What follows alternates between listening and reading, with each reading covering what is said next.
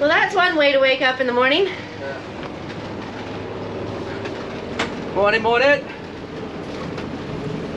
Woken up to some squalls, boats dragging, so we got our engines running. And obviously when a boat drags close to you, you've got to think about your own anchor not being dragged over. Battery cut us off. But when someone drags that close by to you, you have to be cautious about where your chain and your anchor is, so that they hopefully don't go over that. But we've just got word that Rudy, his anchor windlass, isn't working at the moment either. Yeah, he's not getting power to the windlass. Maybe they didn't turn something back on yesterday, I don't know. But anyway, looks like we're holding fast, fingers crossed so far. And it looks like their anchor wasn't too close to ours either. So we'll just pay attention, get some coffee on, I think. Yeah, it's... We got the engines running, as I said before, so if anything does happen, we are ready to go. But Ricky will get real cold if she has to pull up our anchor. It's 7:30. I've managed to get my shark skin on, my diving gear, just in case I can't start running around on deck anymore. I'll get my shirt. Well, let's get some coffee on. Yes. Okay, I look a little bit more presentable now. I haven't just crawled out. Erica's ready to grab hold of the windlass if we need it. I don't think we're gonna need it. It looks like there is a little bit of a breakage in the sky. Yeah, no, our buddies next door have got a friend on board that was helping him with electronics the other day, so they've probably got control of that situation now. Looks like they're doing well over there. So yeah, all good and well. So welcome back to the Bahamas. That's the one thing about the Bahamas is the squalls. We've talked about it before. They just come out of nowhere. But luckily they let us sleep till after 7 this morning, quite peacefully, and we can deal with it in daylight. Yeah. Sometimes this happens in the dead of night. It's a squirrel. Squirrels. Squirrels. No, I put my shark skin on as well, just in case I have to go out and do anything. Plus it's just warmer when it's a cold morning.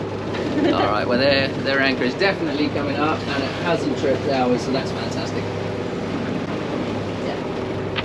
Yeah, we definitely didn't anchor that close to shore this time. We kind of anchored a little bit further out here, just because we know there has been squalls around and we didn't want to get pushed towards the rocks on the beach.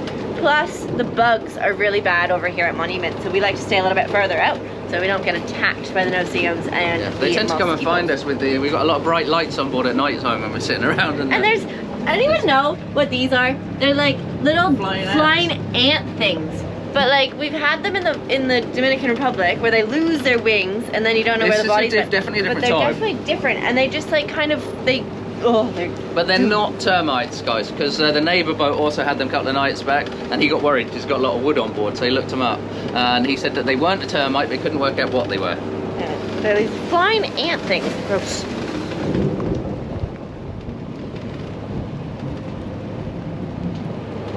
Definitely looks like it's clearing up in a little bit. We didn't have enough power this morning. We were down about 200 amps, so we decided to run the engines a little bit. And we need to run them a little bit more so we can make coffee. There's a rainbow. So there's been some lightning super close to us, and for some reason Link hasn't been appreciating that.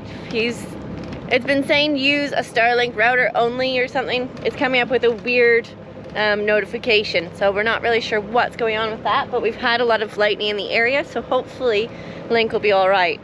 I'm gonna do a hard reset, babe. You are? Yeah, so we'll pull the router out. Actually, let's make the coffee first, and then we'll do this. Yeah, so what's it saying when you pull up? So it says online, but it says non-Starlink Wi-Fi router. Please use only the included Starlink Wi-Fi router to use all the functionality of your Starlink app. We only use the Starlink. Is it a router or a router? Sorry, back to the coffee. So we're not really sure. It's gone offline again. So come on, Starlink. Oh, it's online again. It's really weird. It's going off and on. So we waited until all of the lightning storms have passed, and we've done a hard reset on Starlink, and everything is back up and running now. So it seems like it's good. But instead of jumping into details, what I thought I would do, I haven't done a final install on Starlink just yet. So we're going to install it properly on the boat. We're testing it at the moment. So once we're happy with it and we've got all the kinks out of the system, if you will, not that there is many, because it's working really, really well up to now, but we'll do a whole video on Starlink for you guys. So, good morning, everybody. Welcome to this week's episode. I'm here. Morning, beautiful.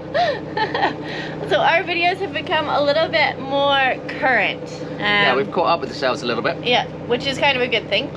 So if you have been following the weather, you'll know that there's Tropical Storm Fiona, which is headed in our direction. So we're preparing our boat to move it into a more protected place, a place called Redshanks. We did this about 3 weeks ago when Earl was headed this way. It wasn't named yet. So we'll show you what our hurricane plan is. But plan A, B, C, and I'm working on D at the minute. So you've always got to be flexible, because these hurricanes, they change day by day by day. Could completely miss us, could go straight over the top of us. So we have to have lots of different plans. But anyway, bear with us. I am kind of hoping that it misses us, because I do have a good friend of mine flying out. She arrives on the 16th. Which is only, it's tomorrow, basically. So that's a couple days before, yeah. Welcome to Sailing Life, Sarah. I know you're not here yet, but we're going to say hi to you anyway. And yeah, hope you enjoy the hurricane.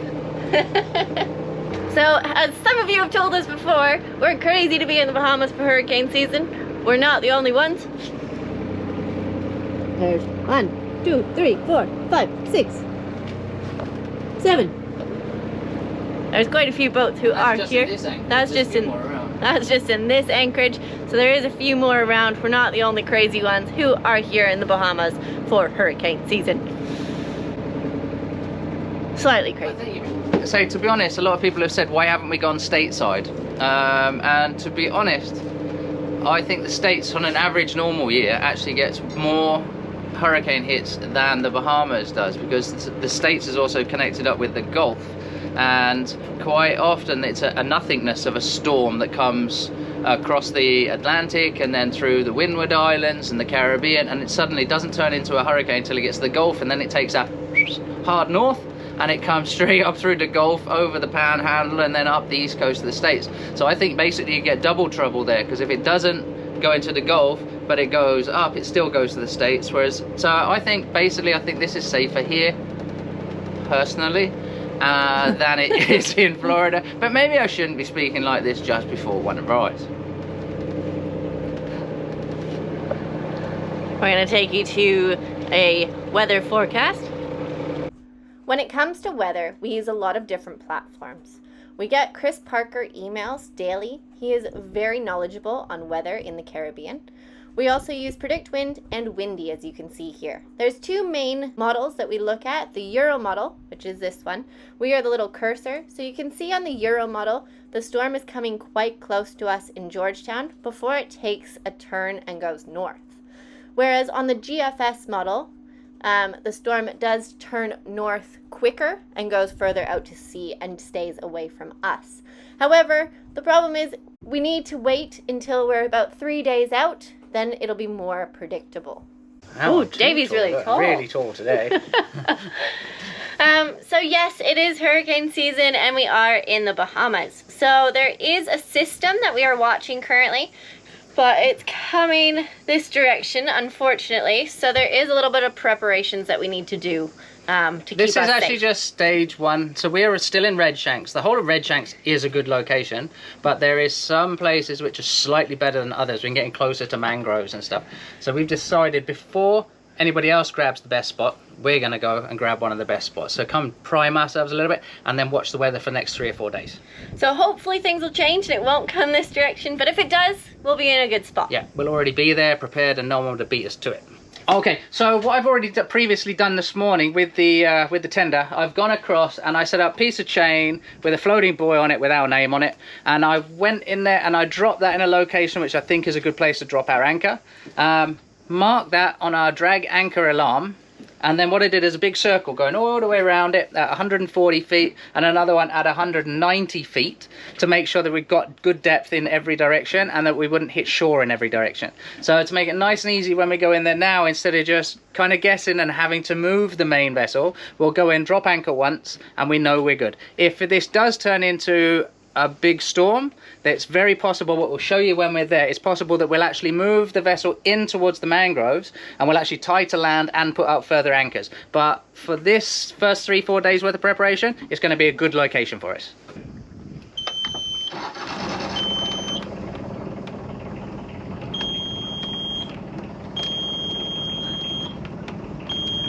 Third time lucky, fourth time lucky. So sometimes the port engine doesn't want to start. I know what it is, it's the pre-solenoid on it, but sometimes if we walk closer to it and closer to it so it knows I'm going to give it a little tap. See, now I'm on the engine hatch, it starts from the dashboard. It knows you're coming, knows you're coming. That always happens, doesn't it, babe? Always. So guys, if you follow us on Instagram, you'll know that Fox is going to be more famous than us soon. A lot more.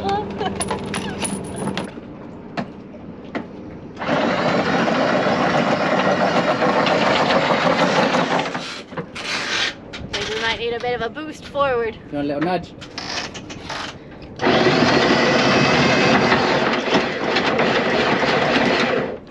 Pardon? I'm at the bridle. Yeah. All right. So I thought I heard.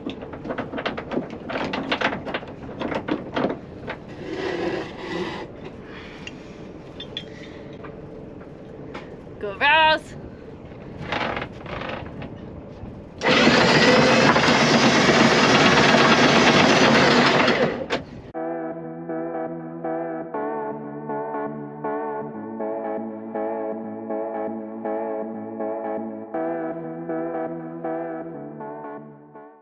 Okay, so that was fun.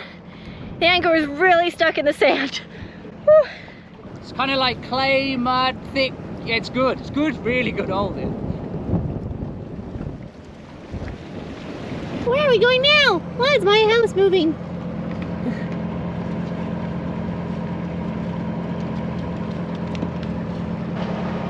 So we are approaching a little area here with the mainland, if you call it that, still an island, Crab Key, and the little tiny island there, little spigot.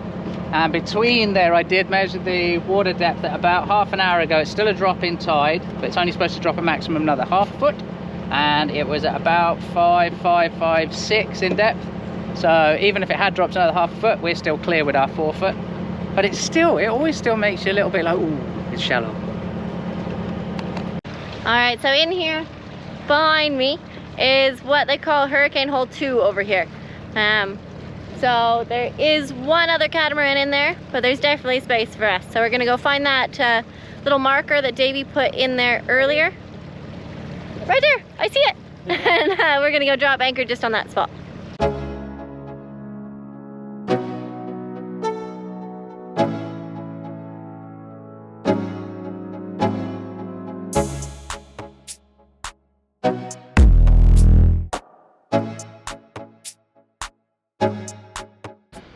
Well, good morning, good morning.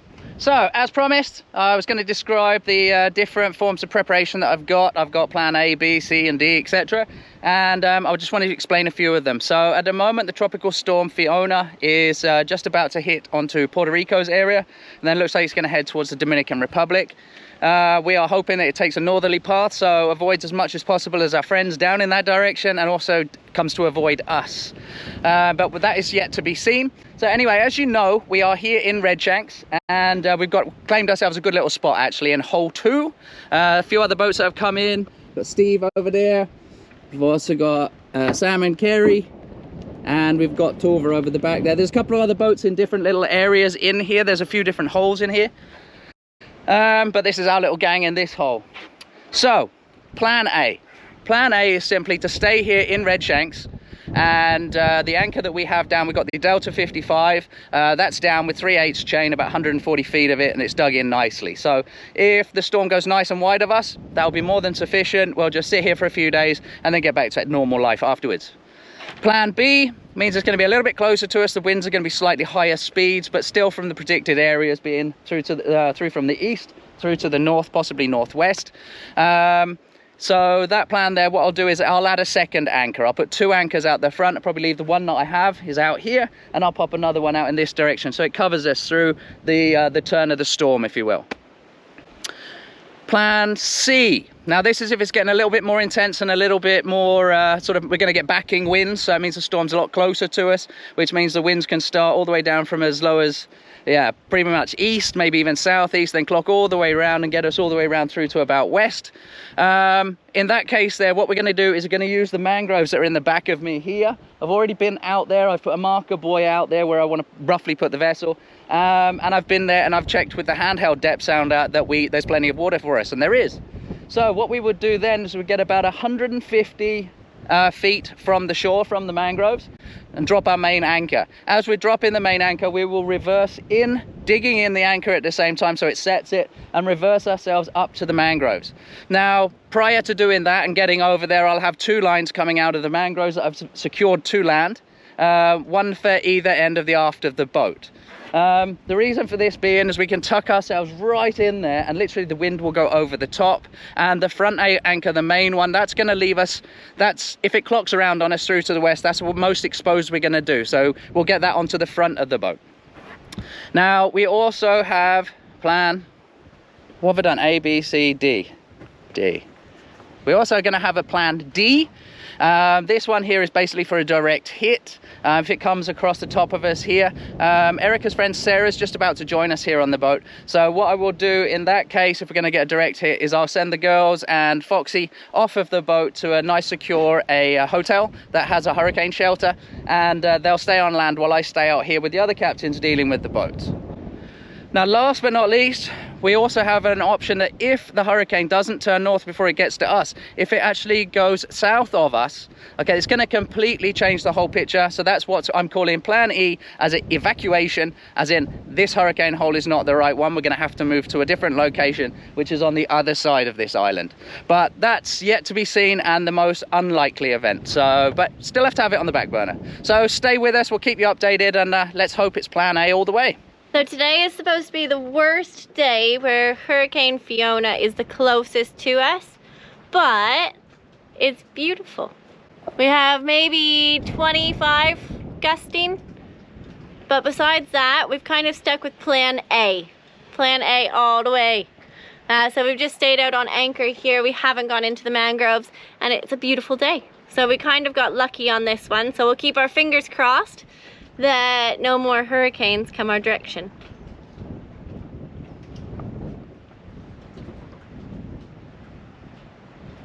So Sarah's arrived from the UK just in time for the hurricane to go through, but luckily it went far enough offshore, so it was a non-event. And now we've finally moved out of Redshanks onto Sand Dollar Beach, so we're going to do some more exploring. What do you think of the Bahamas so far? Oh, I love it. It's so good. So pretty.